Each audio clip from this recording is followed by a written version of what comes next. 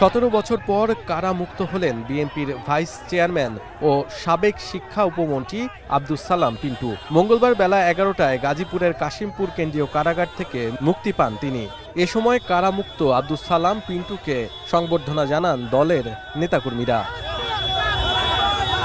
21 August grenade হামলা মামলায় 2008 সালের জানুয়ারিতে গ্রেফতার হন বিএনপি নেতা পিন্টু। পরে আদালতের রায়ে ফাঁসির দণ্ডপ্রাপ্ত আসামি হিসেবে কারাগারে ছিলেন তিনি। স্বৈরাচার সরকার পতনের পর সম্পূরক অভিযোগপত্রের ভিত্তিতে বিচারিক আদালতের রায় বাতিল ঘোষণা করে হাইকোর্ট। এরই পরিপ্রেক্ষিতে 1 ডিসেম্বর পিন্টুর জামিন মঞ্জুর করা হয়। সোমবার এ সংক্রান্ত নথি কাশিমপুর কেন্দ্রীয় কারাগারে পৌঁছালে যাচাই বাছাই শেষে বিএনপির এই নেতাকে মুক্তি দেওয়া হয়। পরে দুপুরে রাজধানীর শেরেবাংলা নগরে বিএনপির প্রতিষ্ঠাতা শহীদ জিয়াউর রহমানের সমাধিতে শ্রদ্ধা নিবেদন করেন আব্দুস সালাম পিন্টু। এ সময় সঙ্গে ছিলেন বিএনপির স্থায়ী কমিটির সদস্য নজরুল ইসলাম খান, সিনিয়র যুগ্ম মহাসচিব অ্যাডভোকেট রুহুল কবির রিজভী ও দলটির বিভিন্ন সহযোগী সংগঠনের নেতারা। এ সময় আব্দুস সালাম পিন্টু বলেন, অনুমতি থাকা সত্ত্বেও মায়ের জানাজায় অংশ নিতে দেওয়া হয়নি তাকে।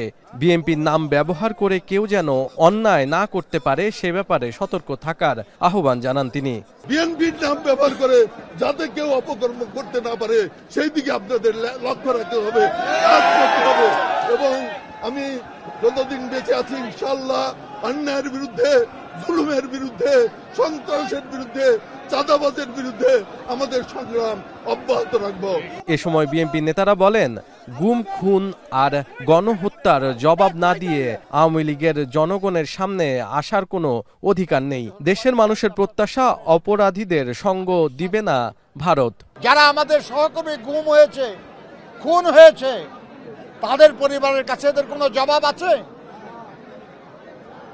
যারা এই জুলাই আগস্টে নিহত হয়েছে, আহত হয়েছে, তাদের কাছে কোনো জবাব আছে?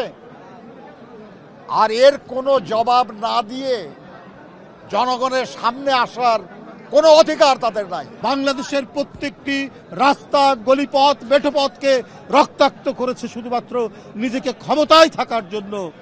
তিনি আজকে পালিয়ে গেছে।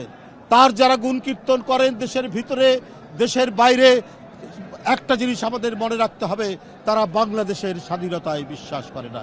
আব্দুস সালাম পিন্টু টাঙ্গাইল 2 আসনের সাবেক সংসদ সদস্য এবং বাংলাদেশ সরকারের সাবেক শিক্ষা উপমন্ত্রীর দায়িত্ব পালন করেছেন।